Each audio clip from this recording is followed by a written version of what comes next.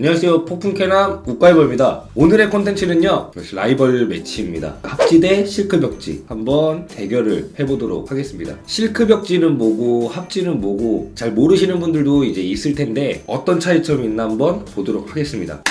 첫 번째, 코팅의 유무. 합지는 종이에요, 종이. 코팅이 안 돼 있습니다. 근데 실크 벽지 같은 경우는 PVC, 비닐로 코팅이 돼 있다고 보시면 돼요. 그래서 이제 종이 벽지 같은 경우는 물걸레질이 힘들어요. 애기들이 이렇게 뭐 낙서를 했다, 뭐가 묻었다, 바이바이, 짜이찌엔 이라고 생각을 하시면 되고요. 그리고 시간이 지나면 변색이 된다 라는 이제 단점이 존재를 하고요. 대신에 코팅이 안 돼 있기 때문에 장점은 있죠. 조금 더 친환경적입니다.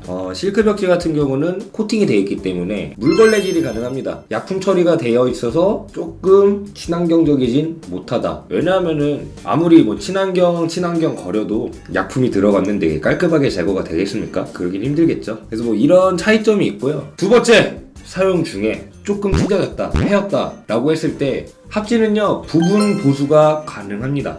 이게 벽지라고 치면은 생채기가 요렇게 났어요. 파였다고 칩시다. 그러면은 새 벽지를 앞에 갖다 대고 조금 더 크게 네모나게 따줍니다. 네모나게 따준 거 안에 원래 상처가 난 벽지도 제거를 해주시고 새로 따낸 거를 이어 붙여주시면은 감쪽 같습니다. 근데 실크 벽지 같은 경우는 부분 보수하기가 힘들어요. 왜냐하면 시공 방식의 차이가 있기 때문인데 이거는 바로 다음 차이점에서 설명을 드리도록 하겠습니다. 그래서 부분 보수 같은 경우는 합지의 승리라고 생각하시면 되겠죠. 세 번째, 시공 방식의 차이가 있습니다. 합지는 기존에 있던 벽이 합지라면은 그대로 그 위에다가 벽지를 제거 안 하고 이어서 이제 붙여도 돼요. 근데 단점이라고 하면은 벽이 조금 이제 울퉁불퉁하다. 콘크리트 벽 같은 경우는 좀 울퉁불퉁한 부분이 있겠죠. 그 면이 그대로 이제 울퉁불퉁해진다는 그런 단점이 있죠. 근데 실크 벽지는 다 떼내야 돼요. 어느 정도는 깔끔하게 제거를 한다는 게 아니라 어느 정도 이제 큰 틀을 제거를 해놓고 부직포라는 것을 시공을 합니다. 부직포를 시공을 하고 그 위에 실크 벽지를 이제 시공을 하는데 지금 집에 한번 벽을 살살살 만져보세요. 살짝 뭐 낭창낭창하다 아니고 조금 왔다 갔다 한다 라고 하면은 그거는 부직포가 설치가 되어 있는 실크 벽지입니다. 이렇게 왜 시공을 하냐면요, 우리나라 아파트 벽은 솔직히 마감이 석고벽을 치지 않는 이상은 그렇게 깔끔하지는 않거든요. 콘크리트 벽이라 티끌만큼 튀어나온 것도 있을 거고 아니 면 자체가 안 좋은 것도 있을 거고, 그래서 일부러 가운데 부분을 띄우고 시공을 해요. 그래서 이제 실크 벽지를 처음 시공을 하면은 울어있는 것처럼 이게 하자라고 오해를 하시는 분들도 많은데, 이제 실크 벽지를 처음 시공했을 때 약간 운 부분이 있어요. 근데 그런 부분 같은 경우는 시간이 지나면서 실크 벽지가 마르면서 판판해지게 마릅니다. 그래서 이제 판판해졌는데 안에 이제 부직포 친 부분 같은 경우는 공간이 조금 띄어져 있으니까 조그만한 티끌? 그런 부분 같은 경우는 고르게 이제 떠 있어서 바깥에서 봤을 때는 합지는 많이 울퉁불퉁하다. 근데 실크 벽지는 어느 정도는 잡아준다는 그런 장점이 있죠. 그리고 이제 말씀 안 드린 게 있는데 합지는 이어서 시공을 해요. 예를 들어서 실크 벽지는요 이음새가 없이 시공을 합니다. 뭐 이게 뭐 실크 벽지 한 면이다 그러면 또 한 면을 이렇게 딱 맞춰서 이렇게 이제 이음새가 없게끔 그렇게 이제 시공을 하고요. 이렇게 하면 장점이 깔끔하다는 거죠. 그리고 무늬를 맞출 수가 있고,